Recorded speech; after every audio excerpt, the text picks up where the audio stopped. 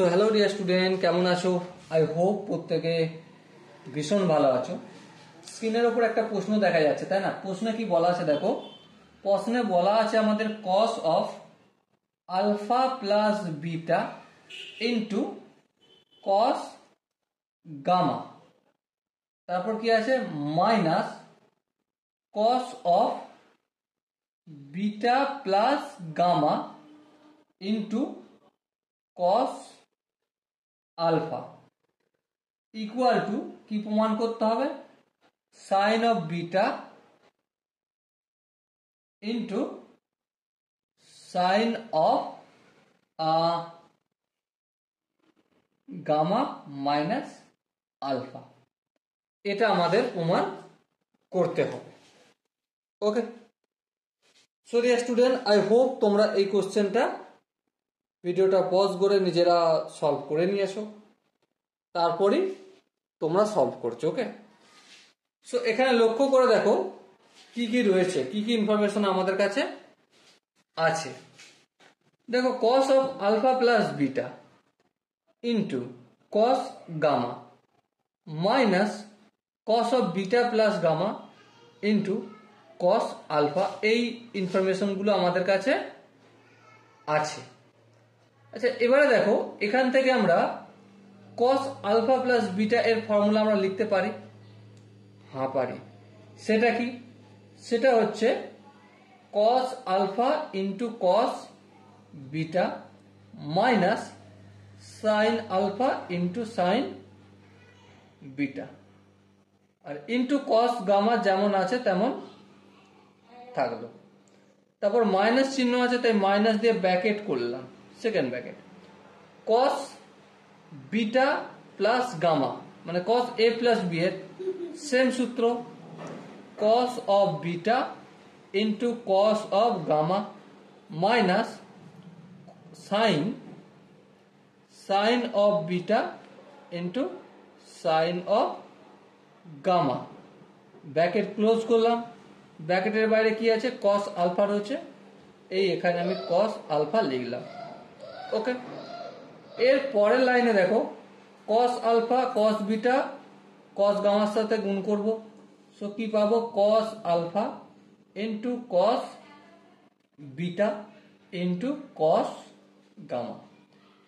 এবার দেখো কস গামার সাথে সাইন আলফা সাইন বিটা গুণ করবো, কিন্তু সামনে মাইনাস চিহ্ন তাই minus of sine alpha into sine beta into cos gamma. Okay, এর পরের স্টেপে দেখো ধ্যান দিয়ে মাইনাস প্লাসে কি হয়? মাইনাস হয়। কস বিটা কস গামার সাথে কস আলফা যদি মাল্টিপল করি, obviously cos alpha into cos beta into cos gamma হবে। মাইনাস মাইনাসে প্লাস হবে।